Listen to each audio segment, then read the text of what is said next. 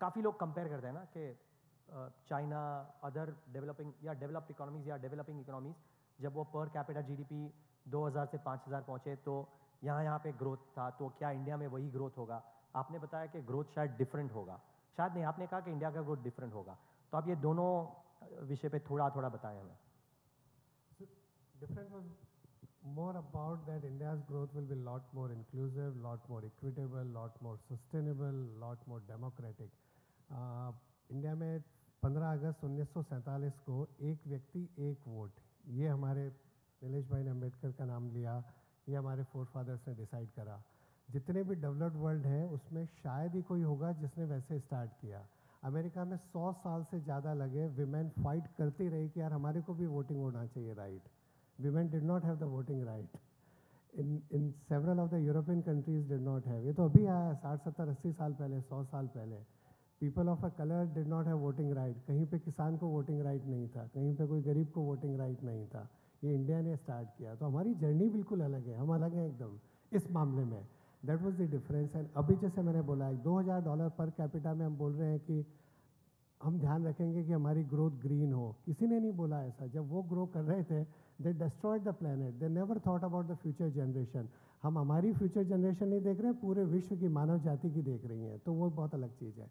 But otherwise अगर आप developed countries की जर्नी देखोगे तो वो 3 चीज़ सही करते हैं। सबसे पहली होती है rule of law, property rights, support to entrepreneurs, जो नीलेश भाई बात कर रहे थे, ईज ऑफ डूइंग बिजनेस, वो सब। I think we are moving in a right direction.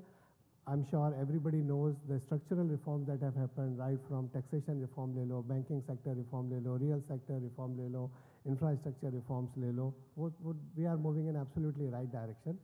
Second होता है education and innovation. So education में इंडिया ने IIT-IIM बनाया, उसका एक बहुत बड़ा फ़ायदा हुआ जब 1980-90 के बाद एक मौका मिला और बहुत बड़ी IT इंडस्ट्री खुल गई। आज इतना बड़ा सर्विसेज एक्सपोर्ट्स हो रहा है उसकी वजह से। बट कहीं ना कहीं मैन्युफैक्चरिंग को बनाने में कहीं हम उतना नहीं कर पाए। उसमें बहुत चीज़ों का रोल है, उसमें से एक रोल उसका भी है। एजुकेशन इतनी अच्छी नहीं थी। बट कई बार ऐसा होता है कि आप कुछ अच्छा सोचते हो, अच्छा करते हो, तो कहीं ना कहीं से कोई डिवाइन ब्लेसिंग आ जाती है। जो डिजिटलाइजेशन हुआ है उसने उस पूरे गैप को फिल कर दिया। तो अभी अगर आप स्मार्टफोन को चलाना जानते हैं तो आप फुल्ली एजुकेटेड हैं। How we have transformed in a short period of time, 10 साल में, from the most data poor country in the world to the most data rich society in the world. And we are in a different league. कल ही हम बात कर रहे थे वो UPI, and France is looking at it, US is looking at it, developed countries are looking at UPI का model. जो हमने डिजिटल इकोनॉमी में किया है वो एक अलग लेवल पे है बिल्कुल ही।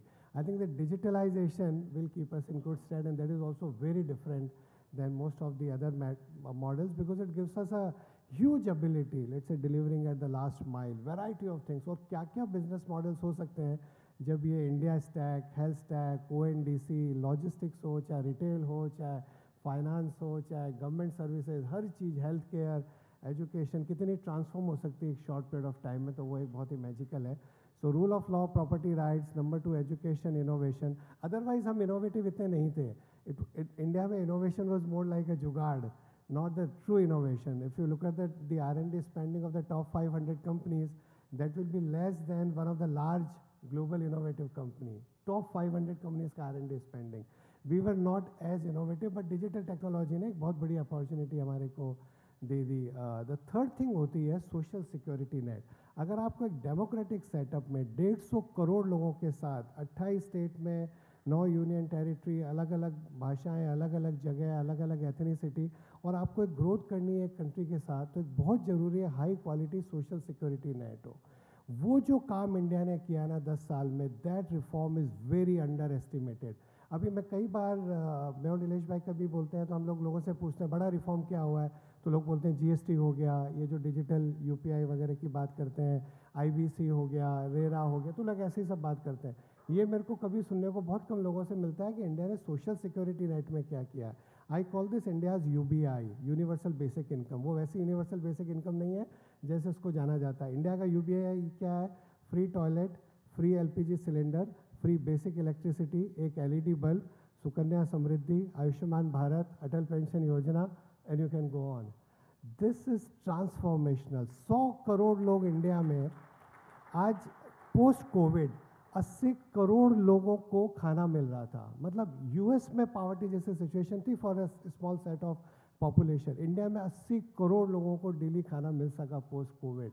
ये जो हम कर रहे हैं ना वो एक अलग लेवल पे है और बहुत शॉर्ट पीरियड ऑफ टाइम है, and because of the digital technology की इसमें लीकेज नहीं है और ये डायरेक्ट बेनिफिट ट्रांसफ़र हो रहा है, बैंक अकाउंट में पैसा जा रहा है, चाहे वो किसान वाला हो या और कोई स्कीम का हो। तो ये बहुत ट्रांसफॉर्मेशन है, बिकॉज ये क्या करता है कि जो 150 करोड़ की पॉपुलेशन है, आप स्टार्टअप वालों से भी मिलते हो तो आप वो एक टर्म यूज़ करते हो टैम, टोटल एड्रेसेबल मार्केट।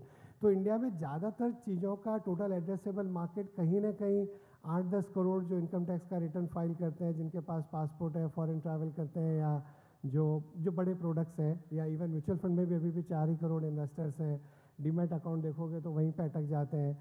और या अगर और कोई ज़्यादा रिटेल प्रोडक्ट है तो भी 20-30-40 करोड़ के ऊपर ज़्यादा ही नहीं है, तो कहीं वो पर कैपिटा कैलकुलेशन ही सही नहीं है। पर ये जो होगा अगले कई सालों में, जब आपने एक बार आपको बोल दिया कि आपको मतलब आप खाने की छोड़ो, सबसे पहले तो लकड़ी मिलेगी कि नहीं जिस पे खाना बनेगा, अगर आप वो सोच रहे थे उसके जगह आपने एलपीजी दे दी उसको, एंड उसके बाद जब फ़ोन साथ में दे दिया और एस्पिरेशन बढ़ा दी बच्चों की, उसका ट्रांसफॉर्मेशनल इम्पैक्ट क्या हो सकता है इंडिया पर, ये अंडर एस्टिमेटेड अगले 10-20 साल में। The thing that make me most bullish about India is what we are doing on social security net. कई बार ऐसा होता है जब कुछ बजट आता है, सरकार कुछ अनाउंस करती है, I am completely against freebies. वो रेवड़ी नहीं बांटनी चाहिए, इंडियंस को रेवड़ी नहीं चाहिए।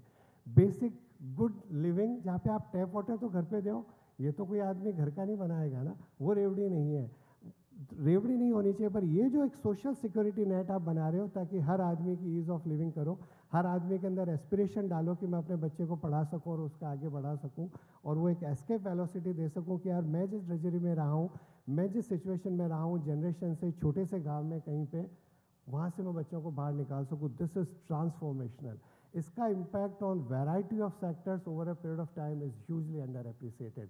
द नियर टर्म हम बात करेंगे इंडिया में मैन्युफैक्चरिंग में जो अपॉर्चुनिटीज़ हैं, चाइना +1 की वजह से जो अपॉर्चुनिटीज़ हैं, डिफेंस में जो इंडाइजेशन है, ट्रांसपोर्टेशन और लॉजिस्टिक्स में अल्टीमेटली लाइफ ब्लड होता है ना ट्रांसपोर्टेशन लॉजिस्टिक्स, तो व्हील चाहिए इकॉनमी को मूव होने के लिए, इतनी बड़ी इकॉनमी को मूव होने के लिए, तो उसमें अपॉर्चुनिटीज़ है, सब जगह अपॉर्चुनिटी। पर इसका ट्रांसफॉर्मेशनल इम्पैक्ट 10-20-25 साल में 150 करोड़ लोगों की आबादी वाले में क्या हो सकता है, वो अंडर एस्टिमेटेड है।